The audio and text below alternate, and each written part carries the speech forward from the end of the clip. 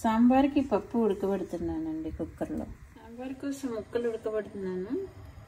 తాలింపు వేసుకొని కొంచెం వెజిటబుల్స్ వేయించి ఆ టైప్లో కూడా చేసుకోవచ్చు. నేనైతే ఫస్ట్ ముక్కలన్నీ ఉడకబెట్టి చివరిలో తాలింపు వేస్తాను. చింతపండు పులుసు, పప్పు అన్నీ వేసుకున్న తర్వాత. ఇవి ఫ్రీజర్లో ములక్కాయలండి, ఫ్రోజన్ అయినా టేస్ట్ బాగానే ఉంటాయి.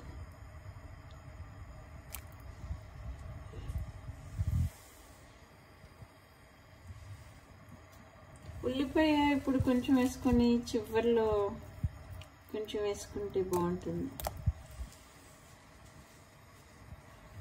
ఈ ముక్కలు ఉడికినాక కొంచెం అప్పుడు చింతపండు పులుసు పోయడమే. ఆల్రెడీ చిల్లీస్ వేసాను, చివరిలో కావాలంటే కారం వేసుకోవచ్చు, సాల్ట్. నానబెట్టుకున్నానండి. నేను పేస్ట్లు అవేం వాడను.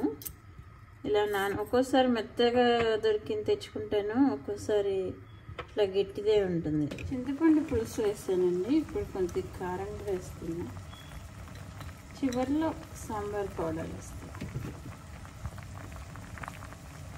పప్పు కూడా వేసేస్తానండి.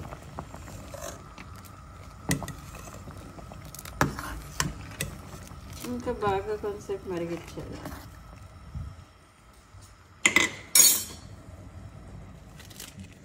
పప్పు వేసినాక కొంచెంసేపు ఉడికించానండి. ఇప్పుడు ప్రియా సాంబార్ పౌడర్ వేస్తున్నాను కొంచెం.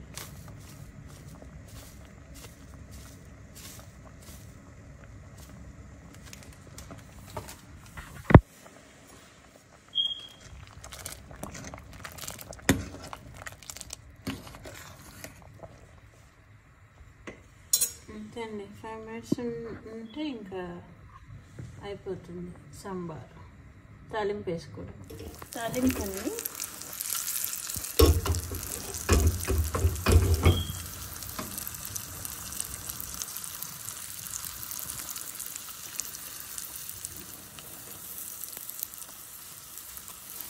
ఫ్రెష్గా కరివేపాకు కోసుకొస్తాను.